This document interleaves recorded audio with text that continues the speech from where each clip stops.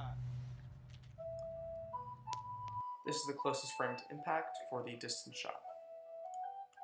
We tallied it in at 465 inches, which is the equivalent to 11.81 meters, but it was also my brother watching where it landed, so it could be anywhere from 11.61 to 12.01.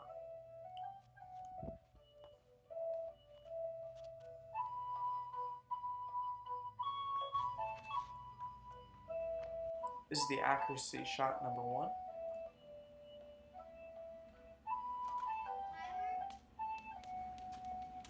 This is the closest frame to impact for accuracy shot number 1. This is shot number 2, and we did hit the target on this shot. This is the closest frame to impact for shot number 2.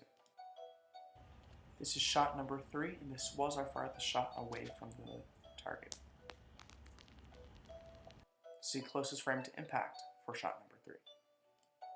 This is shot number 4, and the reason it does look darker is because I had to use the hot glue gun to melt the pumpkin back together after shot number 3. This is the closest frame to impact for shot number 4. This is the spread of all the shots.